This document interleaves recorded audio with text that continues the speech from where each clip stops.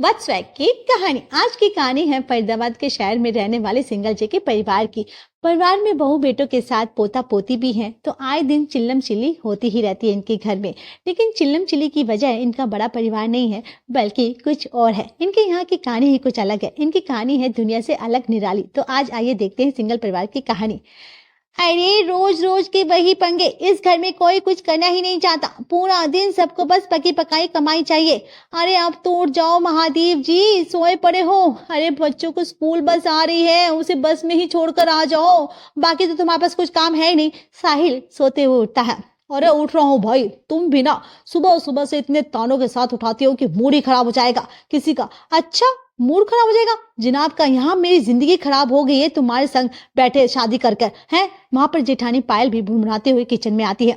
सही कह रही है जानू, ये सब तो ना एक ही तराजू के तोले हुए हैं। ना तो इनको कोई काम करना है, ना इनको घर की कोई जिम्मेदारी उठानी है। बस हम लोग चक्की की तरह पीसते रहते हैं। तभी सासू माँ आवाज लगाती है।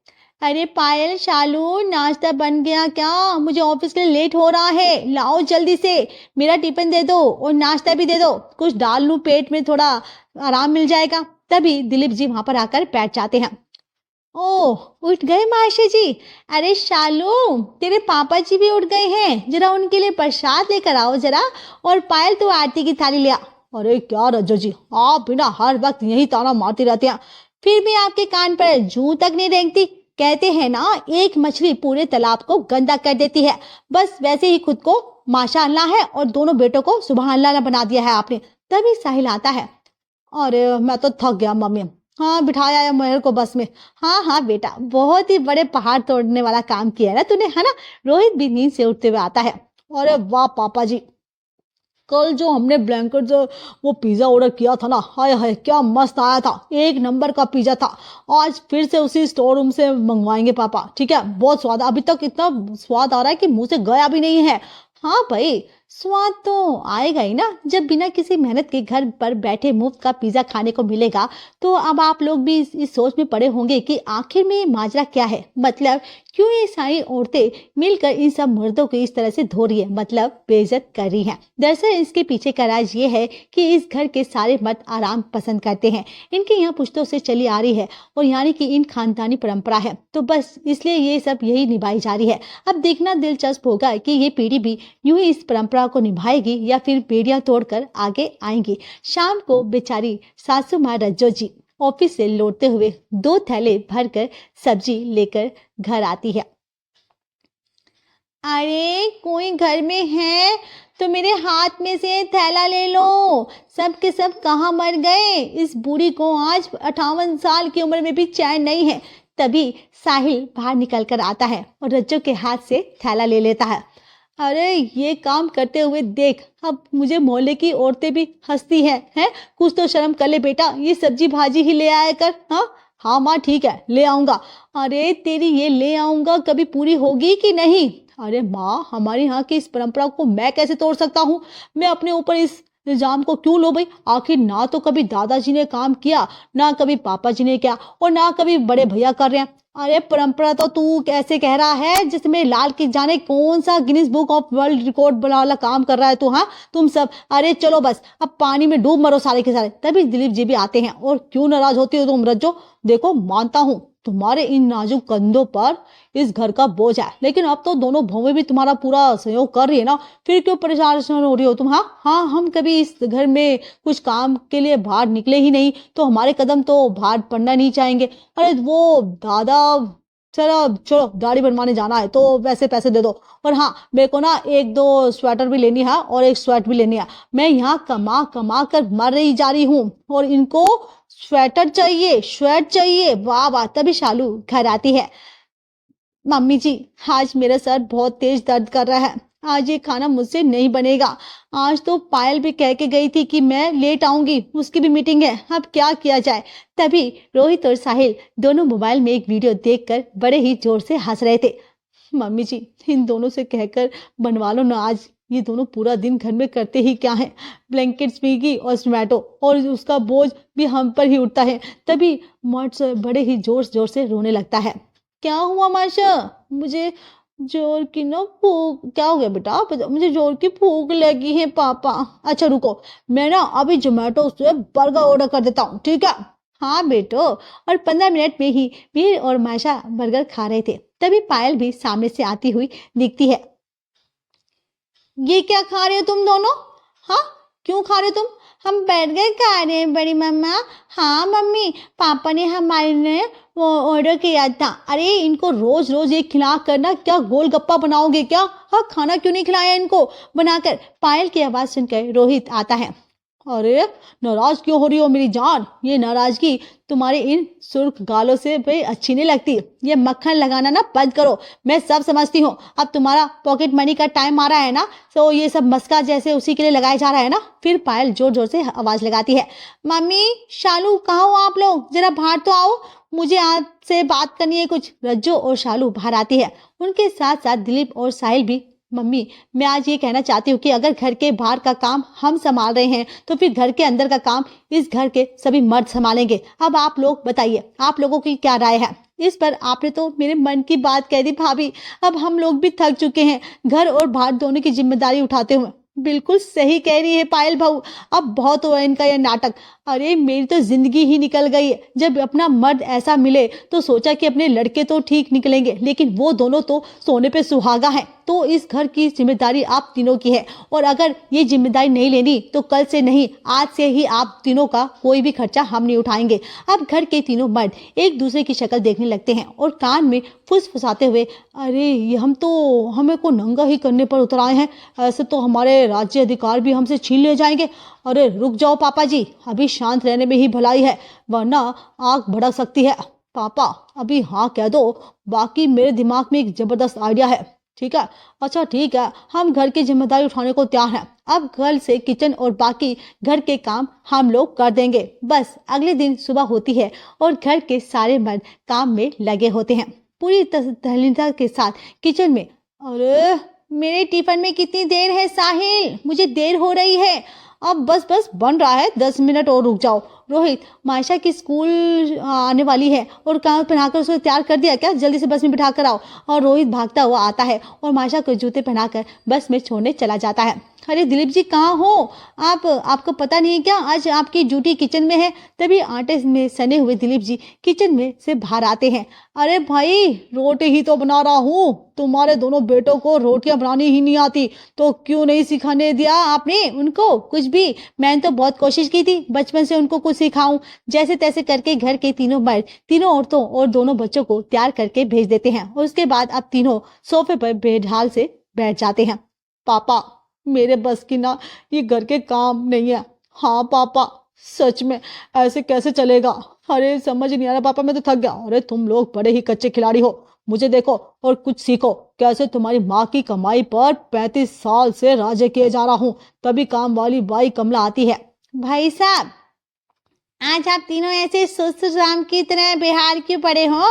रोज तो बड़े खुश नजर आते हो, ऐसा लग रहा है जैसे किसी ने लूट लिया हो आपको। हाँ चलो, अभी मेरे को काम करने का है, मैं तो अपने बर्तन मांज देती हूँ। तीनों लोग कुछ नहीं बोलते, बस एक दूसरे की तरफ देखते हैं। जैसे ही कमला किचन में जाती है वो चीखती है, अरे बाबा ये क्या किया साहब? कितना बर्तन है भगवान, इतना बर्तन तो मेम साहब पूरे हफ्ते में निकालती है। आज किचन की हालत देख कर समझ में आ रहा है, आज आप लोगों ने अपना टैलेंट इस रसोई में दिखाया होगा ना। अरे भाई मैं नहीं करेगी बर्तन, ये क्या हालत बना रखी है रसोई की? कितना बर्तन है, मैं नहीं खिलाएंगे। मैं कितना बर्तन फैला रखा है आपने, ऐसा लग रहा है फेंक फेंक के खाना बनाया है तुम लोगों ने। मैं जाती भाई, मैं इसे कहकर मैं कमला वहां से चली जाती है। अरे सुनो तो सही कमला दीदी, अरे कमला दीदी सुनो तो सही, ये बर्तन हम कैसे करेंगे? पर कमला कुछ नहीं सुनती। अब तीनों बैठकर बर्तन खींचते हैं। तभी पायल की एंट्री होती है। क्या हुआ भाई, आप लोग बर्तन क्यों साफ कर रहे हो? कमला ने मना कर दिया, वो नहीं आई। अब तभी रज्जो और शालू भी आ जाती हैं। अब ये कमला कहाँ चली गई? हाँ आज आई क्यों नहीं? क्या हो गया? अब तुम बर्तन धो रहे हो, कमला नहीं आएगी क्या? मतलब कमला भगवान को प्यारी हो गई। अरे बहू, वह हमारे घर नहीं आएगी, बाकी सबके घर आएगी। मना कर दिया उसने आने से। इतने बर्तन देखकर कोई बात नहीं, साफ कर लो आराम से बैठकर। और हाँ उसके बाद ना शाम को खाने की तैयारी भी जल्दी से करना, ठीक है? बड़े जोरों की भूख लगी है। तभी साहिल बोलता है, भूख तो मुझे भी बड़ी जोरों की लगी रही है। ये बर्तन साफ करते करते ही मैं थक गया हूँ। हाँ, साहिल सही कह रहा है। अच्छा चल सके तो कर लेते हैं, उसका कूपन भी मेरे पास पड़ा है। अच्छा, जो स्विगी की क्या बातों से होता है, कल ही हम लोगों ने डिसाइड कर लिया था कि आप लोगों को महीने के हिसाब से सैलरी मिलेगी, तो अब ये हसीन ख्वाब से जाना छोड़ दो। क्या? ये तो हमको पता ही नहीं था। क्यों, तुम दोनों को पता था क्या? हाँ बताओ मुझे। नहीं पापा नहीं। अब अगले दिन घर के तीनों लोग ठान लेते हैं कि हम नहीं करेंगे घर का कोई भी काम। भैया मैं नहीं कर सकता अब ये घर का कोई काम वाम, आप लोग ही संभालो। मैं तो कल से कोई जॉब पर जाना शुरू कर दूंगा, मैं कोई जॉब ढूंढूंगा। मैंने आज ही अपने एक दोस्त से बात किया। अबे छोटू, तू पागल है क्या? कैसी बहकी बहकी बातें कर रहा है? नहीं नहीं, जॉब नहीं, ये तो हमारे घर के उसूलों के खिलाफ हो जाएगा। हाँ रोहित बिल्कुल ठीक कह रहा है। साहिल, ये ना कुछ दिनों का ड्रामा है। ऐसा ड्रामा तेरी मम्मी कई बार पहले भी कर चुकी है, लेकिन मैं इतना घटिया काम करता था कि वो फिर मुझसे करवाती ही नहीं थी। पापा, हाँ आप तो इस फील्ड के उस्ताद हो। सच बताऊं तो अब हमें हमारी एक कम्युनिटी बना लेनी चाहिए, जिससे हम मर्दों को सीख सके कि अपनी बीवियों के कैश पर ऐश कैसे किया जा सके। सच कह रहे हो क्या? हाँ हाँ पापा। फिर मना कर दूं क्या जॉब के लिए अपने दोस्त को? अरे इसमें सोचने जैसी कोई बात नहीं है बेटा। तेरा बाप यहाँ बैठा है, 60 साल का कुछ एक्सपीरियंस भी है, मायने रखता है कि नहीं? हाँ अरे भाई तू बोलता है ना। ठीक है पापा, वैसे भी ना आप ही तो मेरे गुरु हैं। साहिल अपने दोस्त को तुरंत फोन लगाता है और मना कर देता है। हाँ भाई, मैं कल से नहीं आ सकता जॉब पर, और हाँ मैं ना ऐसे छोटे मोटे काम के लिए नहीं बना हुआ। ठीक है, अब तो तुम दोनों सुनो मेरी ये बात। ये हमें महीने के हिसाब से पैसे तो देंगी नहीं। मेरे पास ना एकदम बस कड़ाकेदार आइडिया है। आओ दोनों लोग अपने अपने कान इधर लेकर आओ और ध्यान से सुनो, क्योंकि आइडिया बिल्कुल भी लीक नहीं होना चाहिए। और फिर दीवारों के भी तो कान होते हैं ना। और तीनों मिलकर एक प्लान बनाते हैं और अब यहाँ से शुरू होता है नया खेल। फिर वो तीनों आसपास के सारे दुकानदारों और पड़ोसियों से उधार मांगना शुरू कर देते हैं। सुबह सुबह उठते ही रोहित कॉलोनी के कॉर्नर वाली दुकान पर सामान लेने जाता है। अरे चाचा, वो जरा 1 किलो नमक तो देना। अरे रोहित बेटा, आप आज कैसे यहाँ का रास्ता भूल गए क्या? आप लोग तो ऑनलाइन शॉपिंग के चक्कर में यहाँ आना ही बंद कर देते थे। हाँ मैडम लोग तो फिर भी यहाँ पर आ जाती थी, लेकिन आप सब तो यहाँ पर अब कहे नहीं। अरे नहीं ऐसी बात नहीं है चाचा। अरे मैंने अपना पर्स का घर भूल के आ गया हूँ। आप जरा 5,000 उधार देंगे क्या? अच्छा ठीक है देता हूँ, आपको कौन मना कर सकता है। क्यों चाचा, आपको विश्वास नहीं है क्या? अरे नहीं नहीं बेटा, छोटे मालिक ऐसी तो कोई बात नहीं है। आपके यहाँ तो शुरू से ही हमारे अच्छे संबंध रहे हैं। और रोहित ऐसे ही गिरधारी से रुपए ले लेता है और घर आकर पूरी बात दिलीप जी और साहिल को बताता है। चलो अब मैं भी अपना हाथ जमाता हूँ। अब दिलीप जी अपने पड़ोसी मिश्रा जी का दरवाजा खटकाते हैं।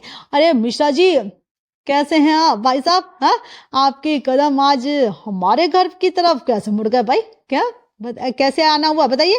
अरे क्या बताएं मिश्रा जी, घर से निकलने का वक्त ही नहीं मिलता। इतनी व्यस्तता रहती है कि कुछ पूछिए मत। हाँ आइए आइए, अब अंदर आइए भाई साहब, अंदर बैठ के चाय वाय पीते हैं, आइए ना।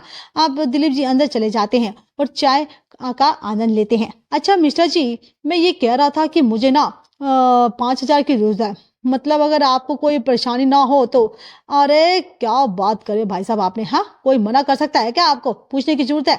अरे नहीं नहीं, मैं आपको ना वैसे परेशान नहीं करता, लेकिन वो क्या है ना, केवाईसी के कारण ना मेरा बैंक अकाउंट सीज हो गया। अरे आपको इतना कहने की कोई जरूरत नहीं है। लीजिए 5,000 की जगह 8,000 ले लीजिए, बाद में मुझे दे दीजिएगा। ठीक है, दिलीप भी पैसे लेकर घर चला जाता है और लोगों को पूरी बात बताते हैं। फिर ऐसे ही साहिल भी जाकर कॉलोनी में से सब्जी वाले से पैसे उधार ले लेता है। अब आए दिन तीनों कभी किसी से उधार लेते हैं, कभी किसी से उधार लेते हैं, फुल एंजॉय करते हैं। उन्होंने घर का काम करना भी बंद कर दिया था। एक दिन, अरे आपने आज पूछा क्यों नहीं? हमारा साहिल देखो घर कितना गंदा है। क्यों जी, अब आप भी घर का कोई काम नहीं कर रहे क्या? मतलब क्या चाह रहे हैं आप लोग कि आपको अपने महीने की पगार चाहिए कि नहीं? अब हमारे बस की तो ये बात नहीं है कि हम घर का काम करें। अब हमारे कोई है कि नहीं? हाँ मम्मी, हम नहीं कर पाएंगे। अब ये काम तो सुन लो, अब इस बार लड़ाई आर पार की है। या तो घर का काम करो या फिर बाहर नौकरी करो, लेकिन दोनों हाथों में से ऐसे लड्डू नहीं चलेगा। ऐसा? अच्छा ऐसा क्या भाभी? जी हाँ, अब ऐसा ही है। भाभी बिल्कुल सही कह रही है। तभी दरवाजे की घंटी बजती है और शालू जाकर दरवाजा खोलती है। सामने गिरधारी खड़ा था। क्या हुआ गिरधारी अंकल, आप यहाँ अचानक? कैसे? अरे कुछ नहीं मैम साहब, वो मुझे ना रोहित साहब से कुछ काम था। बताइए ना। यही है रोहित भाई जी, भैया जी बताइए। तब तक गिरधारी की तरफ देखने लगते हैं और रोहित निकल कर बाहर आता है। रोहित गिरधारी को आंख मारकर जाने के लिए इशारा करता है, लेकिन पायल देख लेती है। अच्छा अच्छा, रुकिए, क्या माजरा है गिरधारी काका, रुकिए और जरा पूरी बात बताइए। जब तक गिरधारी अपनी पूरी बात कह पाते, तब तक वो पड़ोस का सब्जी वाला भी आ जाता है, जिससे साहिल ने पैसे उधार लिए थे। सब्जी लेनी है क्या साहब जी? अरे आज तो सारे ही लोग घर पर हैं, कोई खास बात है क्या? तभी साहिल निर्मल को देखकर सका सा एकदम से हक्का पक्का रह जाता। अरे जाओ तुम, यहाँ अभी फालतू से क्या बकवास कर रहे हो? अच्छा साहब, आज आपको मेरी बातें बकवास लग रही है? और जब आपने मुझे मीठा बोलकर उधार लिया था तब तो ऐसा नहीं कहा था आपने। हाँ, अब रज्जो, शालू और पायल तीनों एक दूसरे को शक्ल देखने लग जाती है। अब आप भी अपने कांड का खुलासा कर ही दो, क्योंकि अब हम तीनों ही समझ गए हैं कि ये तो इतने दिनों से आप लोग का फुल एंजॉय चल रहा था ना, वो कैसे चल रहा था। अब तीनों अपनी अपनी बीवियों को मनाने में लग जाते हैं, क्योंकि अब वो समझ चुके थे कि उनकी शामत आ चुकी थी। अब जब तक रहेगा समोसे में आलू, तब तक रहेगी तू मेरी शालू। इधर साहिल गाना गाकर और डांस करके शालू को बनाता है, उधर दूसरी तरफ रोहित और दिलीप जी भी अपनी बीवियों को बना रहे थे। ये जो तेरी पायलों की छन छन है, मेरे दिल की ये धड़कन है। पायल गुस्से में रोहित को धक्का देकर हटा देती है और उधर दिलीप जी भी अपनी रज्जो जी के पीछे घूम रहे थे। तभी घर में एंट्री होती है पड़ोसी मिश्रा जी की। अरे दिलीप जी, आपके यहाँ का माहौल तो बड़ा रोमांटिक हो रहा है, क्या बात है? सब कपल मिलकर डांस कर रहे हैं। मिश्रा जी को देखकर सब हक्के बक्के रह जाते हैं। और नहीं नहीं, ऐसी कोई बात नहीं है, आ जाइए बैठिए ना। अच्छा भाई साहब, आपकी नेट बैंकिंग ठीक से काम करने लगी थी ना? उस दिन की नहीं, उस दिन तो के बाद आप दिखाई नहीं दिए। नेट बैंकिंग की बात सुनकर रज्जो जी के कान खड़े हो गए थे। नेट बैंकिंग काम नहीं करी, ये कब हुआ? फिर मिश्रा जी पूरी बात बताते हैं, जिसे सुनकर रज्जो जी आग बबूला हो जाती है और मिश्रा जी के जाने का इंतजार करती है। इनके जाते ही घर की तीनों औरतें तीनों मर्दों से सीधे साफ शब्दों में कह देती है, अब या तो आप लोग जॉब करो या फिर घर के काम को संभालो। अब घर हमसे नहीं संभाल पाएगा। क्यों भाई, हम लोग तो दोनों जगह मैनेज करते थे ना, आप लोग एक जगह भी नहीं संभाल सकते हो। अब आप लोग जॉब करिए। हाँ, अरे माँ बूढ़ी हो गई है क्या? अरे मैं भी तो बूढ़ा हो गया हूँ, मैं कैसे करूंगा भाई? आप घर संभालिए, तो आपके दोनों बेटे जॉब करने जाएंगे और यही आखिरी फैसला है। अगर ऐसा नहीं करेंगे तो एक पैसे की भी उम्मीद अब हमसे मत करना। हम तीनों में से कोई तुम तीनों को पैसे नहीं देगा। हर चीज की बुराई होती है और जो लोग आप कर चुके हो, इसलिए अब कल से सब अपने अपने काम पर लग जाइए। अगले दिन से रोहित और साहिल जॉब पर जाने लगते हैं और दिलीप जी घर और बच्चों को संभालते हैं। अगर हमारी वीडियो आपको पसंद आए तो हमारे चैनल बज स्वैग को सब्सक्राइब करें, लाइक, शेयर और कमेंट्स करना ना भूलें। Thanks for watching.